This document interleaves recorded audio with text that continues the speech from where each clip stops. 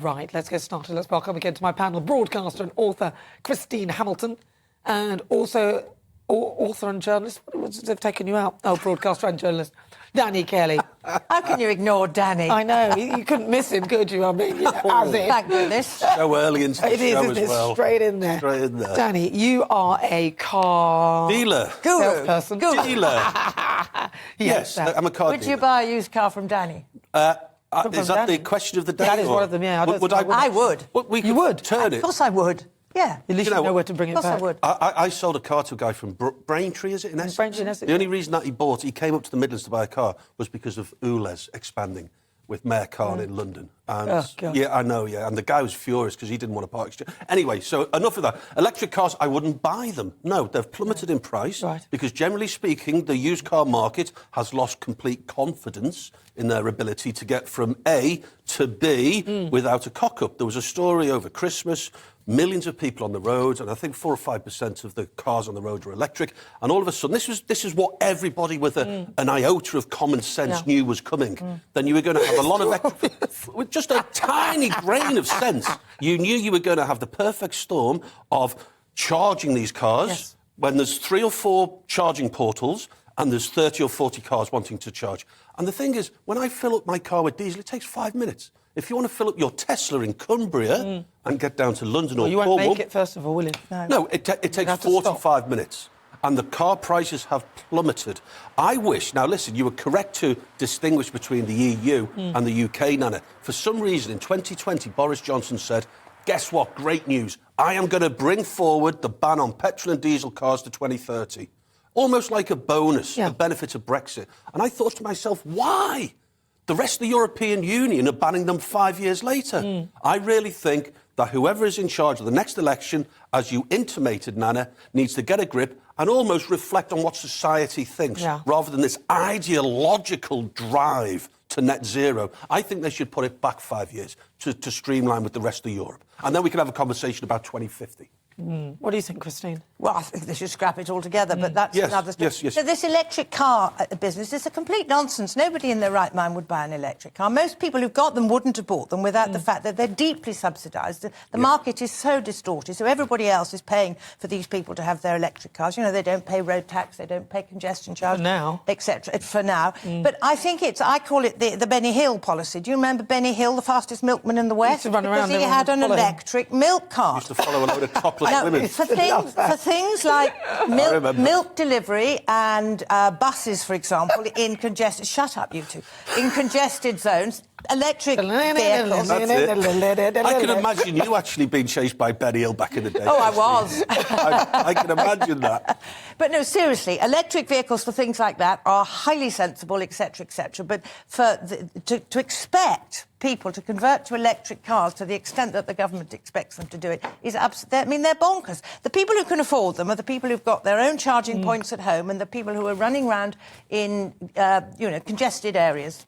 Well, they've got drives, haven't they? But for long distances, the battery technology is not there yet. And what these smug people in their electric cars forget is that who is mining the precious metals that they need in their batteries? Exactly. What is happening to... Exactly. There is another... I hesitate to call it slave labour, but virtually slave labour in parts of the world where their components for their precious batteries come from. Well, that's the problem as well. There's supply chain issues. But you've got to think about this. If we follow the actual supply chain, where it starts with all the electronic components... Lithium and stuff. The lithium, the cobalt, the things that they're mining... How is that happening? What are these mines like? Is it another... Are we heading towards another, those fast clothing chains, the way they treat some of their, some of the outlets that they get their stuff from?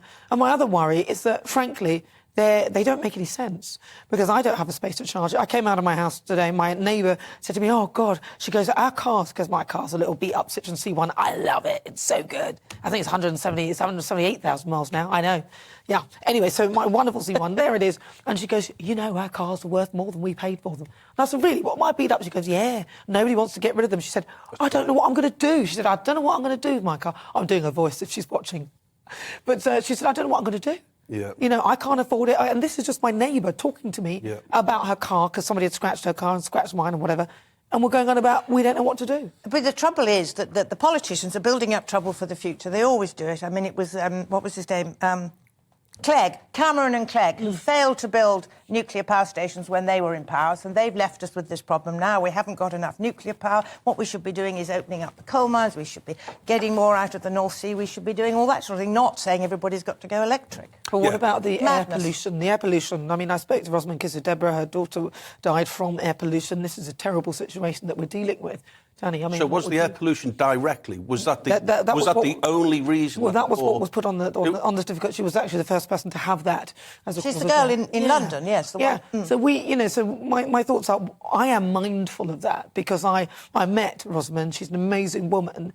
And what she's fighting for is to have cleaner air. So I understand that. Well, what I'm concerned about is there no way that the fossil fuels and things can be used so that they are cleaner? There is a compromise, and it's called a hybrid petrol car. Yeah. But for some That's reason, what we have. Yeah, but for some reason that is going to be banned in 2030 and in Europe 2035.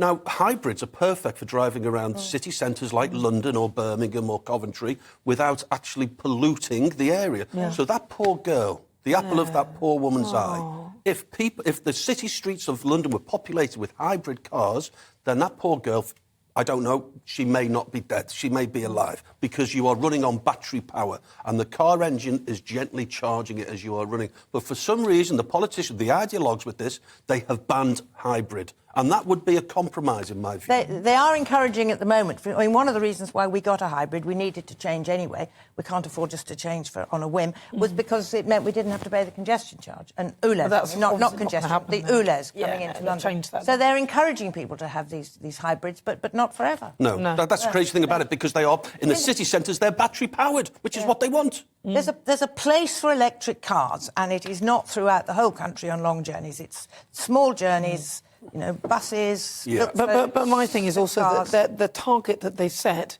is totally unrealistic. And I think they need to come clean about this. They know, even their own figures. It was the Department of Transport that did this survey to find out that what they actually need. And it turns out that 4 out of the 5 miles that we needed to reach that target, we'd have to be doing that. So 80% of the miles would have to be done in electric cars.